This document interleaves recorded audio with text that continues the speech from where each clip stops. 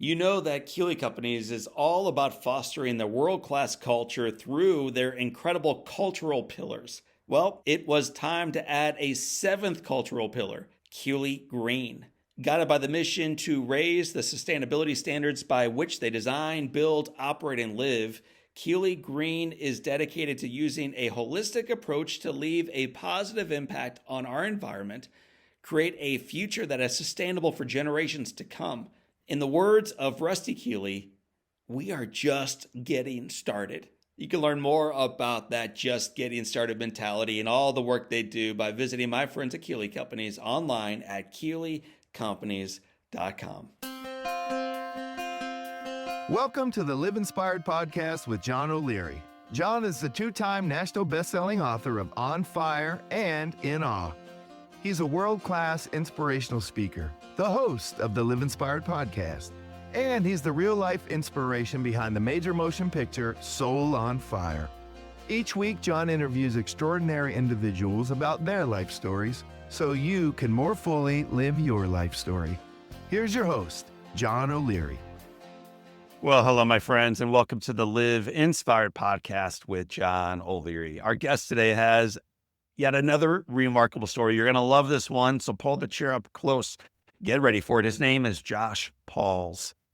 Josh is a four-time Paralympic gold medalist. He's the longtime captain of Team USA Sled Hockey. He's also a keynote speaker whose story of resilience has inspired millions around the world. Josh was born without shin bones and then losing both legs before his first birthday. He spent his childhood and now his life defying expectations and lifting up others as he rises.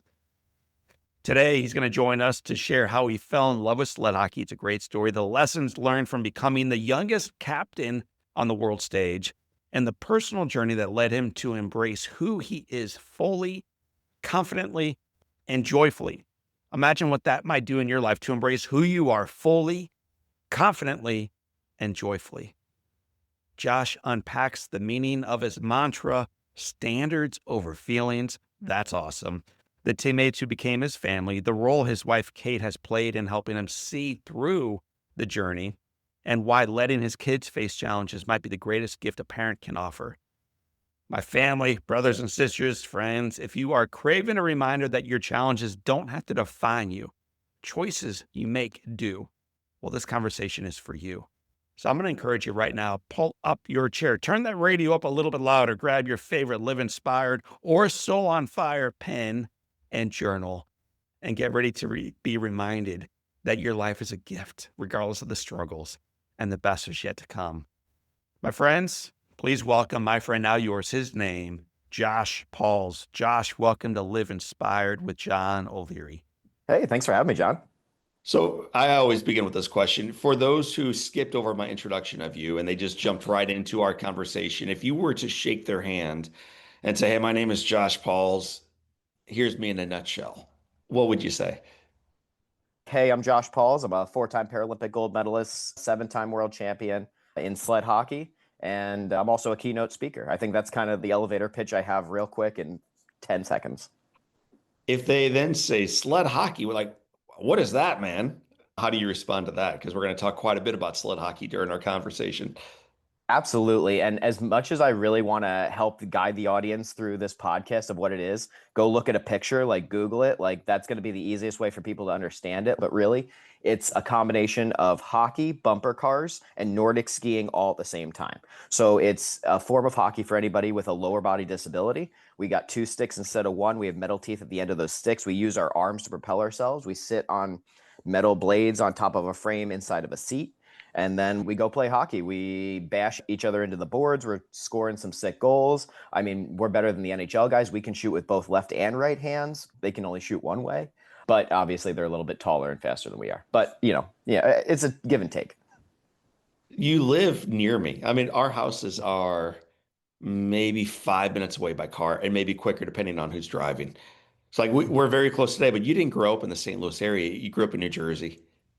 So I'm going to have you leave the rink, leave the Midwest, head back home and talk about what your life was like as a kid. Because I think that's where people are going to find out first what drew you in to this brand of hockey, but then secondly, why this conversation is for them today, regardless of their passion or their hatred of hockey. This conversation is for you. So take me back to Greenbrook Township.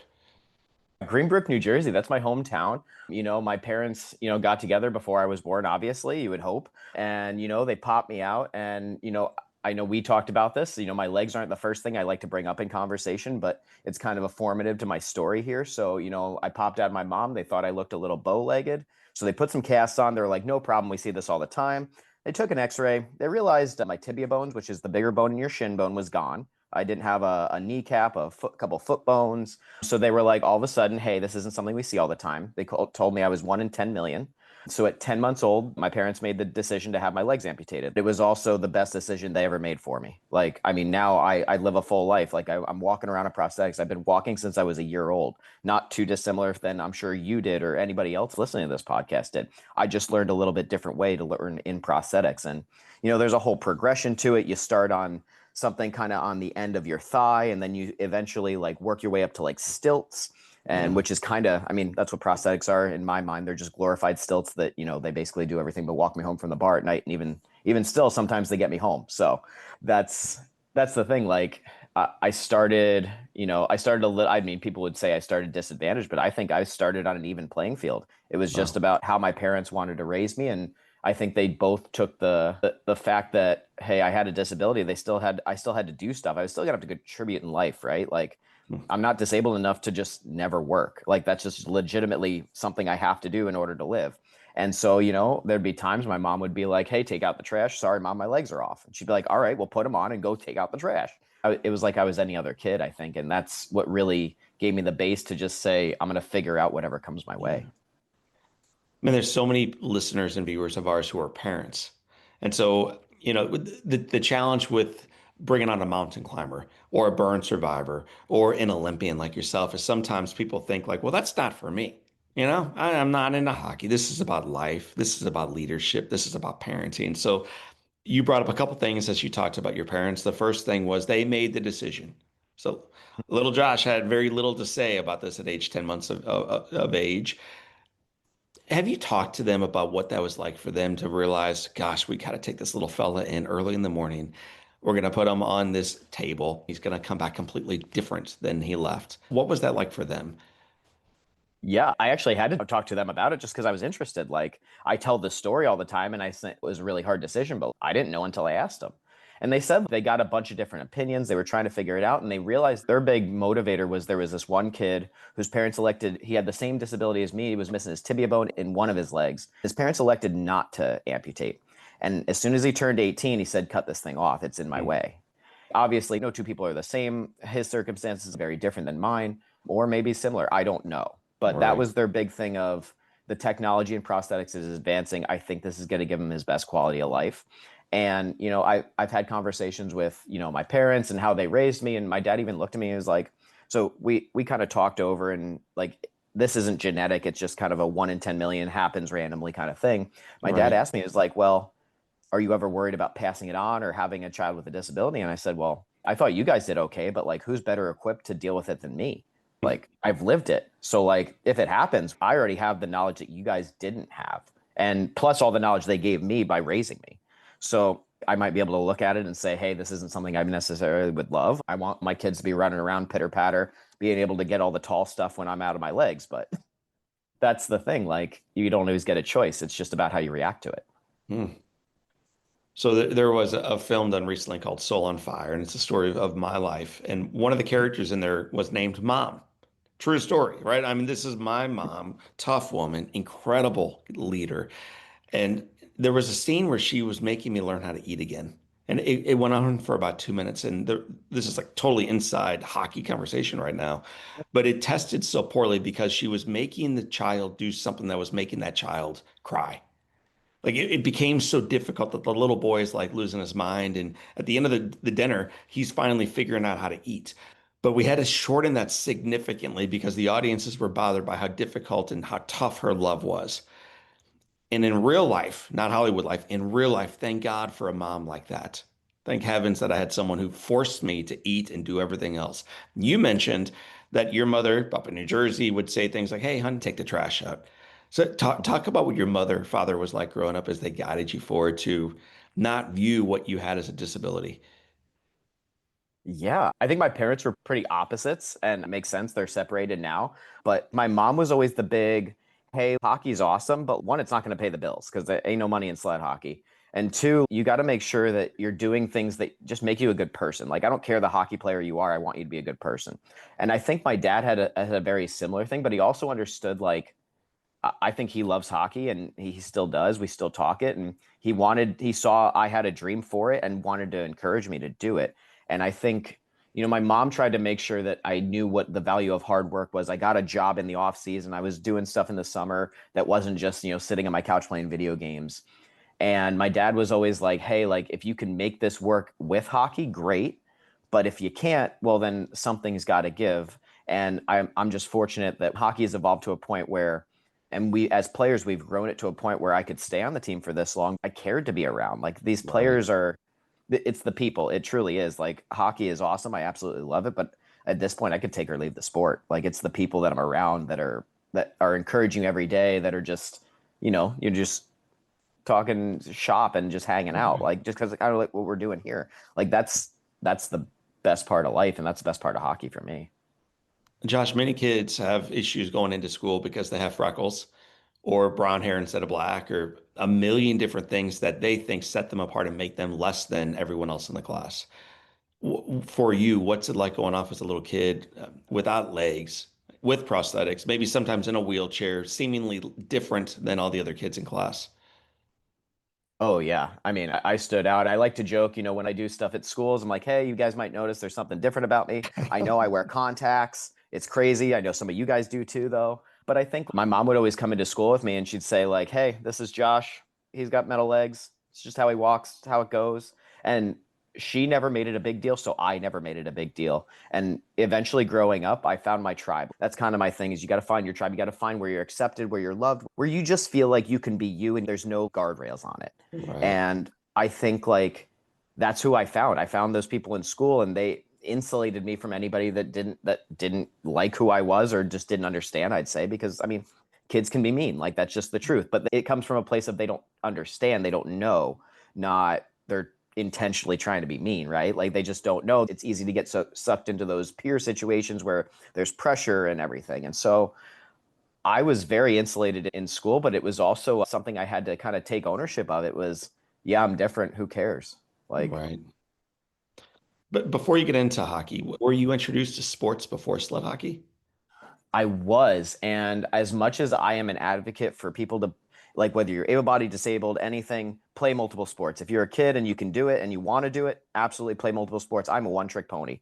I watched wheelchair basketball one time because a guy that worked with my stepmother was in a wheelchair, played wheelchair basketball. And I saw that and I said, John, I said, that looks too violent for me. And so I'm going to decide to pick sled hockey. And I don't know why. Well, I do know why. It's because these guys were in a glorified tank top, flipping around in wheelchairs with no pads. And in hockey, you have a helmet, pads, jersey, everything. Like, I was like, oh, I'm way more insulated. I saw some different sports. I looked into track. I participated in gym class up as long as I could. I mean, in high school, we would play floor hockey. They'd cut down a stick for me. We'd use scooters. I had some phenomenal gym teachers that wouldn't let me sit. If we were jumping rope, there'd be a teacher on either side grabbing the rope. They'd swing it over me. I'd step over it and they'd swing it over me. Did I feel like I was jumping rope? Not really, but I was still doing something. I was involved. I was infused, because I think inclusion is a word that makes me feel like, hey, let's bring somebody in, even though we don't want to. We have to bring them in. Where infusion is just, this is just how it is. Everybody's opinions are here, valid, great, and accepted. And like, that's the society that I'm trying to help build. Yeah, it's needed. So, age 8, you're introduced to hockey. Age 10, you fall in love with it. Yeah, I tried hockey and I hated it. And I don't know what it was. So I love to say this. Sled hockey players are the biggest con artists you're ever going to meet, John, because what we do is we play against an able-bodied hockey team, people in stand-up, we put them in sleds. They've never done this before. They don't know what they're doing. We go beat them, usually like 10, 12, nothing. If they even score a goal, they're ecstatic. We get the win. And then at the end, their organization gives our organization a check. Boom. We get the win, we get the money, we get everything. Con men. I love it. But I got to go see hockey. I got to go see it at one of those. And I jumped in a sled and I just started crying. I don't know what it was. I think all the attention was on me, which is crazy to think now that I'm doing podcasts and speaking and, playing in gold medal games. But I was just like, man, all this attention, I don't like it. And a couple of years later, a team opened up a little bit closer in Woodbridge, New Jersey. And I decided, you know what, let's give it one more shot. My parents really encouraged me. And I don't know what changed, John, but man, my life, it was just like, wow, this is what I want to do. I need to be out here. And I don't know what changed, but I'm really glad it did. Did you consider yourself being naturally athletic at that time? Did you think that you had the natural skill set and character to excel in the sport? Ooh, that's a really good question. I definitely don't think I looked at myself as athletic at that point. I definitely didn't. It was just something I did for fun. Like, yeah, I was faster than all the other kids on the ice, but like nothing else about my skill set really screamed it. Like, to give you an example, like I went to our national development camp in 2007, 2008. It's like the top 60 up and coming to be on the national team, kind of next generation type players. And I went and I was probably one of the worst players there. And the next year I came back, the national team player that was my coach looked at me and said, hey, like you were one of the worst players here last year. And now you're one of the best. Like, just good job. And so I think it was having access. Like my parents realized I was starting to take it more seriously. So they said, hey, let's get you more ice time. And that's when I realized like I could do something. But I think like the person I became really started after, like once I was on the national team, once, we got through that first world championship where I didn't really play a ton, and then kind of leading into the Paralympics in Vancouver or going into those. I think that's kind of really what challenged me and made me who I am. How old were you when you were selected onto the team? Let's see. Prior to the 08-09 season, I was 15. So yeah, I was young. So some questions I have no idea what your answer might be. On this one, I actually knew. I mean, 15, man.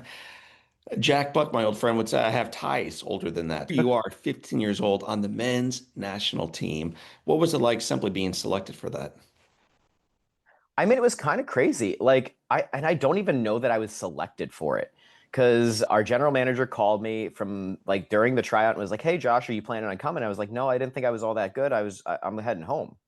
And he was like, oh, well, we thought you had a really good camp. So they invited me to their first training camp. And like, it was awesome. I think I said about 3 words the entire 5 days, because, these are 20, 30, 40-year-old men that I'm just like, these were my heroes. I was watching them on the ice last world championship being like, these are my heroes. That would be so cool one day to play with them. And then like 5 months later, I'm on the ice.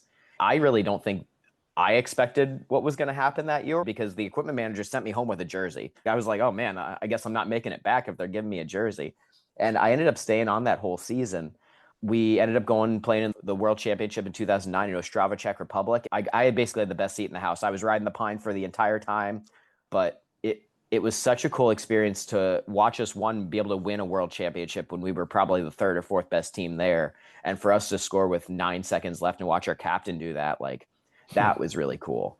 But, throughout that whole process, I was sitting there, like the coaches told me, hey, you're young, you're 15, you're not going to be playing a lot.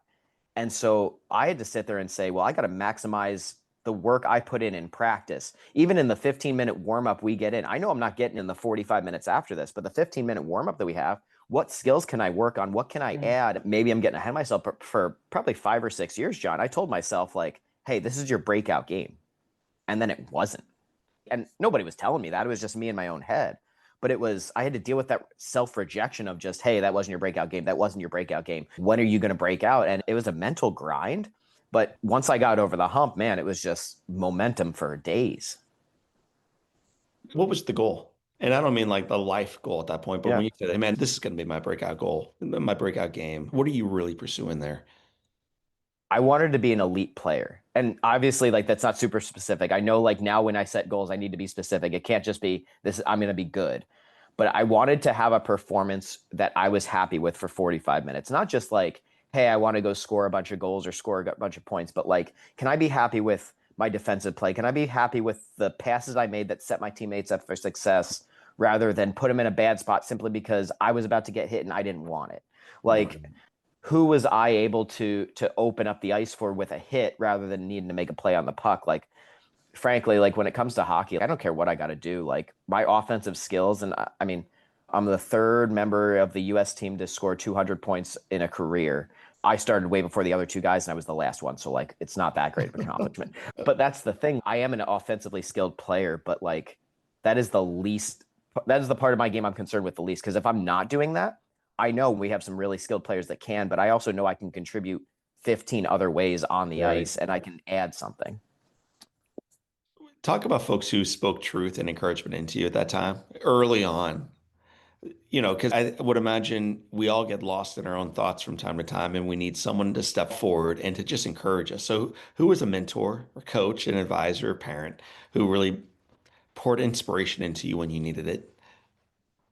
Absolutely. I think two quick ones I'm going to run through. Taylor Lipsett, he was a player on the national team. He played in 3 Paralympics, '06, '10, and '14. So I got to play 2 of them with him. Right before the Vancouver Paralympics, I was kind of making the switch between defenseman and forward. I didn't really want to do it. I wasn't a big forward guy. I didn't know the position. Like, John, I'll be honest, I was learning how to play forward through the NHL video game because they had a little arrow that would point you where to go. And that's how I learned. Finally, you say something I understand. I haven't tracked anything you've said in this conversation, but now that you're talking about NHL hockey on Sega, we're we're in stride, man.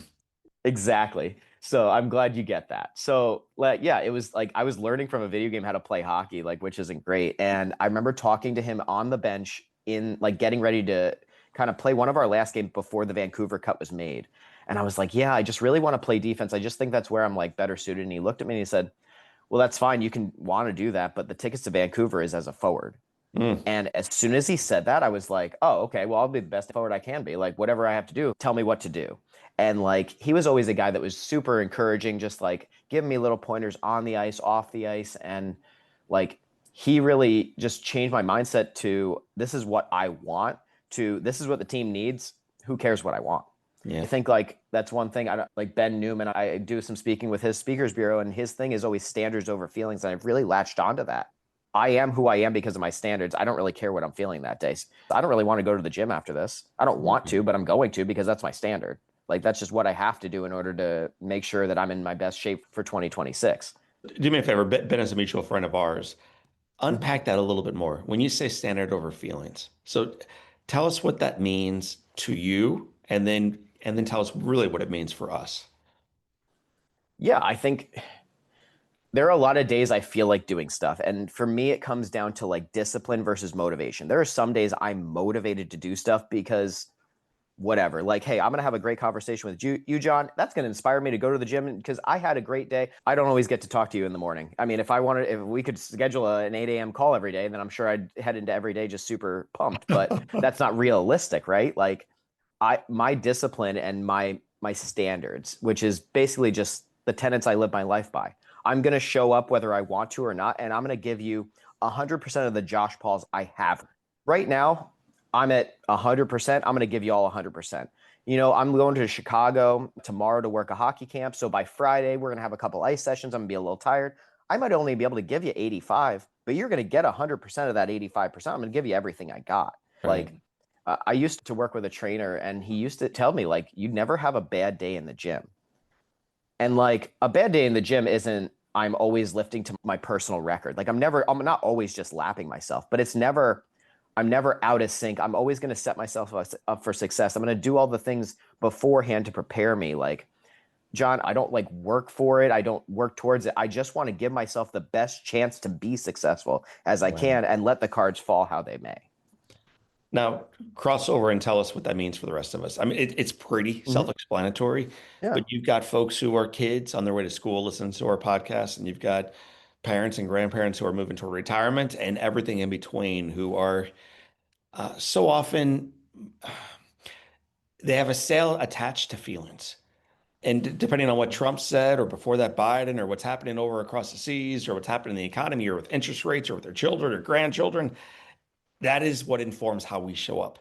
But what I'm hearing you say is, dude, it's the exact opposite. It's got to be standards over feelings. So tell me what that means for us. I think just for people, like we're all human and, you know, regardless of our jobs or roles or whatever, like show up when you have to. And personally, the way I think of it, make your life easier now so that it's not as hard later. The more stuff I put off now, the harder my life is later. Why am I going to do that? I might as well take care of the junk now. And for me, it comes down to controlling the things that I know I can control, right? I can't control who's president. I can't control the economy. I can't control what people are doing overseas. I can't control anything other than in my sphere of influence. I can control what I do. I can control how I make people feel, and I can control, the effort and the attitude I put in. Like I had a hockey coach that say, if there's 3 things we can do, you can work hard, you can learn something, you can have fun. Like those are, if we can do all 3 things off the ice, cool. And you know what? If I can do all 3 things, get my wife ready to head out. She's a teacher. I like to help her pack lunch and breakfast and get her ready for the day. If I can do that and I can do 3 things, like I can learn something. I don't know. She might be on TikTok. I might learn something about Taylor Swift.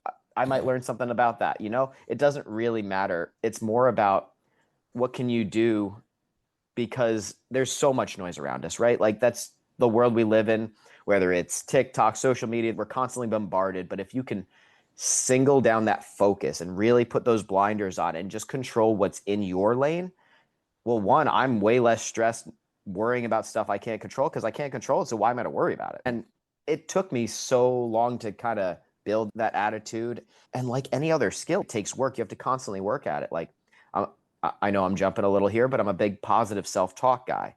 Like I still have some negative self-talk every once in a while, but it's correcting myself. It's trying to make sure I'm really, honestly, John, I'm just trying to be better than the person I was yesterday. I can't be better than who you are today or who you are tomorrow. I can't be better than my wife, who she was 10 years ago. I can't be better than my parents, who they're going to be in 10 years. But I can control that I'm hopefully better than I was yesterday. You've participated in 4 Olympics. Is that right? I participated in 4 Paralympics. Yep. Man, I view that as the Olympics. I mean, Vancouver and then Sochi and on to China, I believe, and one more Olympics mixed in there, maybe South Korea. Yep, Pyeongchang in 2018. It's hard to pick a favorite child. I have 4 children, by the way. So if you force me to pick a favorite, I might be able to, but I'd rather not. But I'm going to force you right now to pick a favorite. So of those 4 Paralympics, which one was your favorite? Now, are we going games or medal? You tell me. Ooh, the medal from Vancouver is my favorite, hands down. Before you say the next thing, tell me why that's hands down your favorite medal. So our Vancouver medals, they're kind of square and they're actually from a big piece of artwork. Each design for the medal is like a stamped out piece of all of it.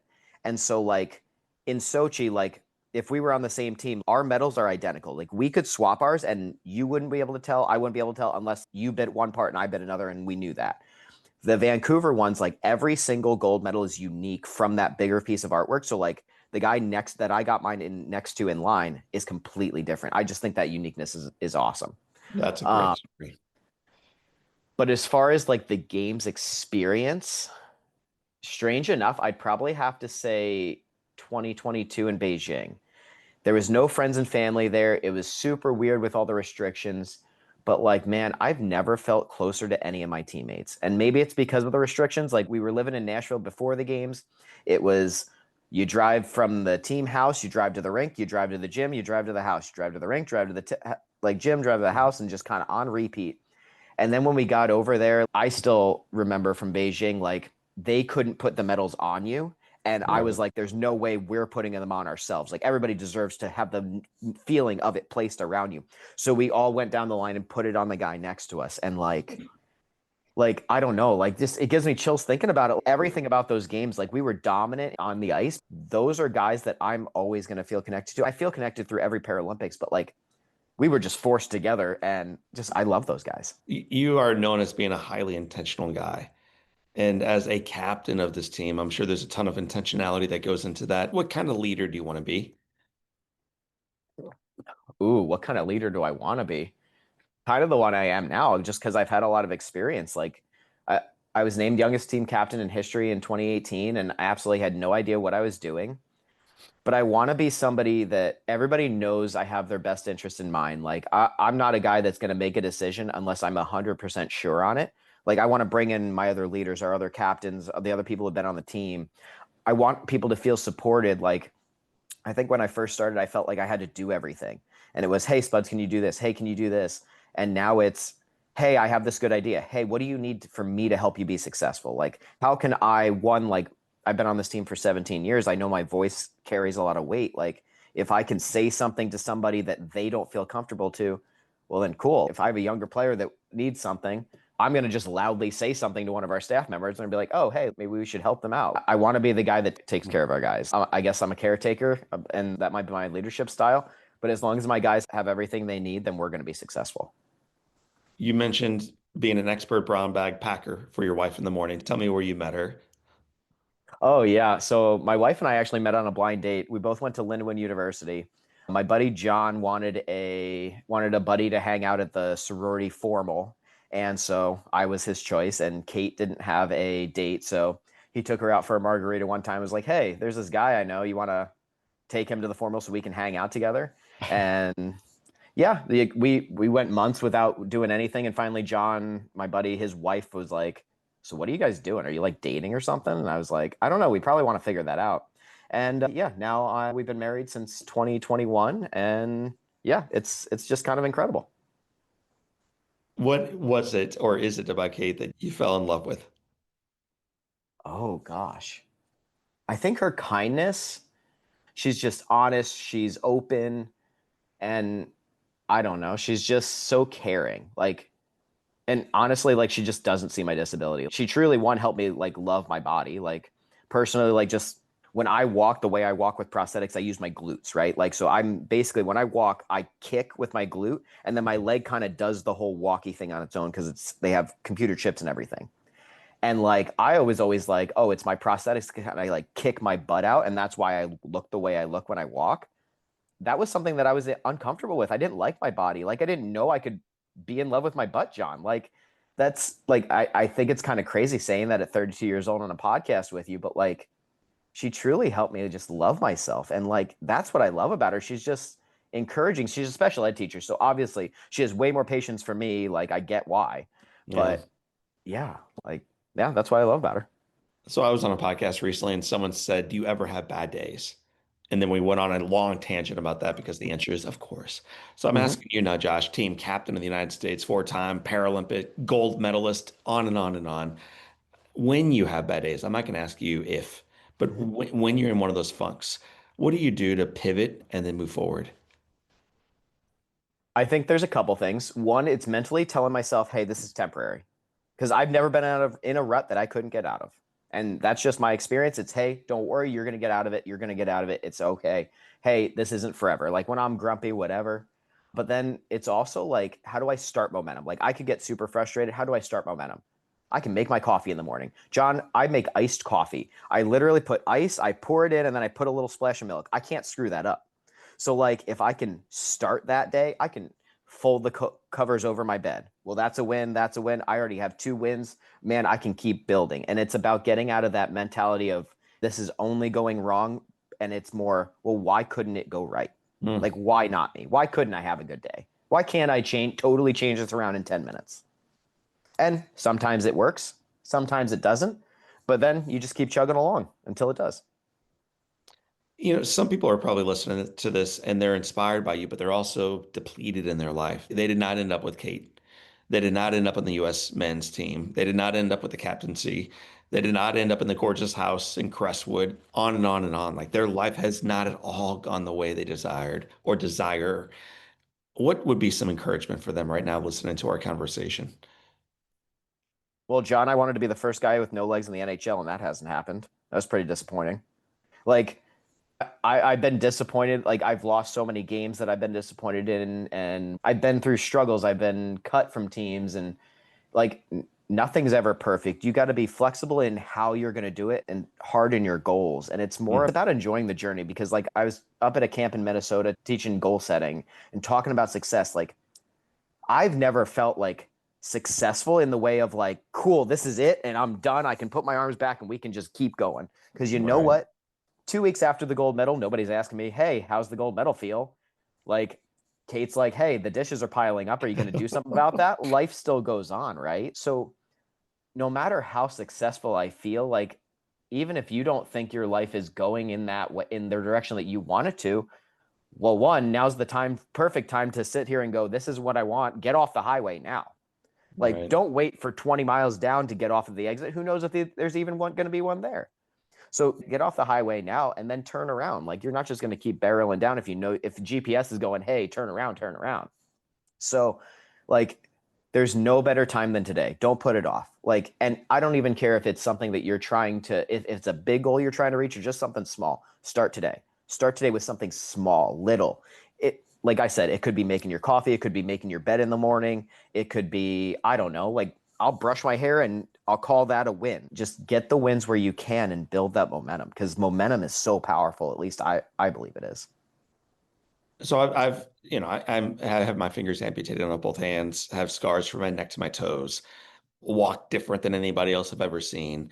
And through my mom and dad, have never really felt like I have a disability. It doesn't mean I'm not different than everybody else, but never in their mind or mine disabled. So I'd like you to begin moving toward the conclusion of our conversation by first speaking to the parents out there, whether their child has a tangible disability or their children are just maybe struggling in one way or another. Help them understand how best they could maybe love their child forward. What's something that they could tangibly do to be the kind of parent that your parents and my parents were for us? I think the first step for parents is to recognize when you're a lawnmower parent. And for me, lawnmower parents, that's the parent that's willing to mow down all the tall grass in front of your kids so that they have a nice clear path. And like I talked about earlier, I was up at a camp in Minnesota teaching kids about, it's more than just hockey. We get them in canoes and we tip them in the water, because if they're out on the water with their 3 other canoe mates, they got to figure out how to flip the thing, get it to shore, and get back in. Like, we're not there to help them. Like, we have safety boats around, like, we're going to make sure they get it there, but like, they got to figure this out. And watching the parents have to let them do that was huge. Like, you have to let your kids fail. You truly do, because they're never going to learn. Like, how can they own their successes if you don't ever let them fail? If you don't let them own their failures? Because if their successes are only because of you, then how are they ever going to build momentum themselves? And I think, like, I know it's a tough conversation, but like, I have it a lot with disabled kids, parents. Like, you want to teach them how to be independent while you're still around. You don't want to have them figure it out while you're not. Like, that's going to be that much harder. And so I think, like, just whether it's somebody who's struggling, somebody with a disability, I think my wife's been huge, is one of the phrases, how can I help you? Put the onus on them, to have them tell you what they need, not, can you do this for me? And if they ask you, just say no. You got to figure out how to do this yourself. Like, my parents told me no plenty of times. I hated it. I was like grumpy. I'm sure I threw tantrums, but you know what? I turned out all right. And it was because I had to figure it out myself. Like, that's one of the things, I'm going to kind of take this for half a second different. I love cooking, but my favorite part of cooking is the experimentation and the figuring out what works and what doesn't. And like, could I add a little bit of here? Sometimes I ruin it, but you know what? I can't ever figure out what's good if I don't ever ruin it once or twice. That's good. Now speak to the kids. So I'm sure many folks are going to have their children listen to this podcast after hearing your story and what you've been through and what you're accomplishing today. If we are a child who feels like we have a disability, or we physically do, what's something that you did as a kid that really benefited you, not only way back then, but continues to benefit you today? Oh man, you're dropping the hard hitting questions. This is tough. Man, I've been up But a I long think, time. I like, know you and I are recording early, but I've been up for hours, dude. So I'm ready to roll into the day. Let's go. all right, momentum. I love it. So I think, like, if you feel different, whether it, because perception is reality, right? Whether you're different, whether you feel different, that's okay. Being different is what makes us all unique. John, it's why you have a podcast. It's why you have a story, a movie, because you're different. And it's why I'm me. It's why I'm a 4-time Paralympic gold medalist. It's why I'm trying to be a Paralympian 5 times. Like, I'm different. It was a mentality shift for me to go from wearing pants over my prosthetics to just almost exclusively wearing shorts. Because Right. one, pants just get in the way. Two, I want to show this stuff off. These things are expensive and they're cool looking. They look like Batman legs. Like, for me, I had to learn to love myself, and I had to learn to love every bit of it. Yeah, I'm the guy that takes a few extra minutes to put my legs on in the morning, but you know what? I put my legs on one leg at a time, just like everybody else. Be okay being different. I know as a kid it's going to be tough, but also find the people who make your heart sing. Find the people where you feel loved, accepted, and, like I said earlier, where you can just be you with no guardrails. Those are the people you're going to want to be around, but also the people that you want to have be your friends through the rest of your life. Mm. Josh, I know you are a big goals guy. As you look ahead at your professional journey, but also at your personal one, what's next for you? Man, working some hockey camps. We're going to be playing some hockey. We got the Milan Paralympics in 2026 in March, so we're kind of. I think it's all all eyes forward on that. That's kind of my next goal. After that, I think we're just going to kind of figure out what's next and figure out, is hockey still the way forward? But that's something that Kate and I get to do and hang out, and hopefully we get to do it with another medal in the case. All right. Well, brother, we have 7 questions that tether all of our guests together, and they're called the Live Inspired 7. So Okay. buckle up, get ready. Here we go. First question is, what's been the most impactful book you've ever read? The most impactful book I've ever read. Uncommon Leadership by Ben Newman. So, in one sentence, why? Yep. Why? It teaches you how to be not just uncommon for yourself, not just like a high achiever for yourself, but for others as well. And I think that was the thing that really impacted me. What's one positive characteristic or one powerful trait that you possessed as a little boy growing up in New Jersey and wish you exhibited as brilliantly today? Oh man. I wish I was curious. Was more curious. I used to be super curious and I still am, but I'm more reserved curious. I'm not necessarily like going to ask you questions. I'll go try to seek it out on my own. But I wish I Right. would just ask more questions to people. If your home caught fire, and Kate, any animals you may have, everybody's out, you have an opportunity of running back in and grabbing one thing that really matters to you. What would you grab? One thing that really matters to me, probably my actual wedding band because I don't wear it all the time. If you could sit on a bench on a gorgeous day and have a long conversation with anyone living or deceased, who would you like to be next to? I would be next to our old coach, Jeff Sauer. He passed away in 2017, right before the 2018 games. And yeah, I just miss him dearly. I'd love to have one more conversation with him. Hmm. What's the best advice Jeff or your mom or dad, Kate, anyone else ever gave you? So the best advice Josh Pauls has ever received is, Ooh, I mean, this is kind of hockey specific, but I think it can be used a lot more. I've never met anybody that's worked hockey. They've only ever played hockey. So it might as well have fun. People might work in hockey, but they don't work hockey. awesome. What Yes. advice would you give yourself at age 20? Be okay. Like, find who you are. Be okay finding who you are. I know at that age, I was running around trying to find a girl and just thinking that's what I needed, but I didn't meet Tate until I decided I'm okay with being just me. Hmm. Josh Pauls, it has been said that all great hockey players, all great husbands, all great leaders can have their lives summed up in one sentence. How would you like yours to read? One of my buddies, I think, sums it up pretty well. Josh Pauls works hard, loves the game, plays hard. Josh Pauls works hard, loves the game, plays hard. Team captain, 4-time gold medalist, 5th time coming up, I think, relatively soon. And man, it's been an honor having you on our program. Yeah, thanks for giving me the chance. I'm really excited to catch up on the movie that I missed from you. And yeah, just excited to see where your journey goes now, too. My friends, that is the voice of our team captain, Josh Pauls. My name is John O'Leary, and today is our day. What a gift. Live inspired.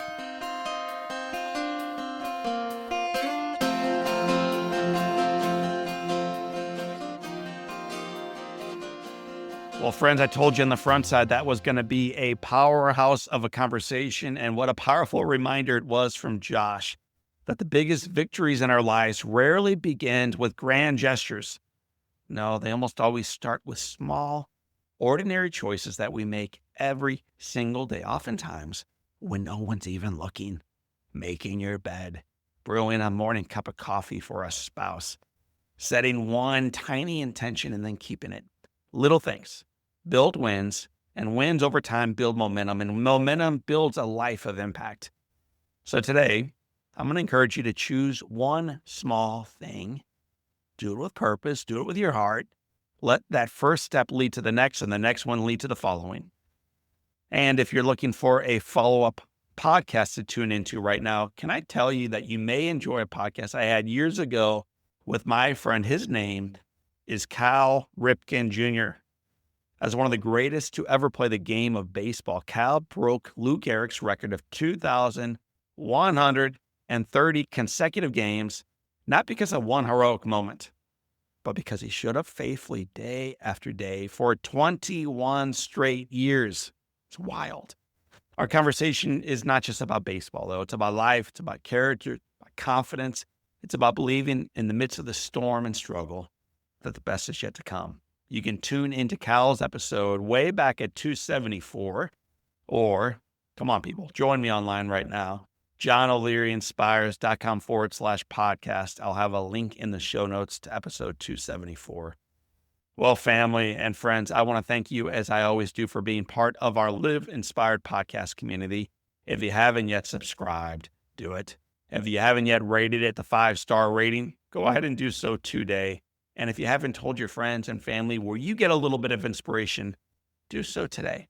Tell them that in a world of chaos and divisiveness and cynicism, you choose to tune in to the Live Inspired podcast, and so should they. Well, family, for this time, and until next time, my name is John O'Leary. Today is your day. What a gift it is. Live with your soul on fire.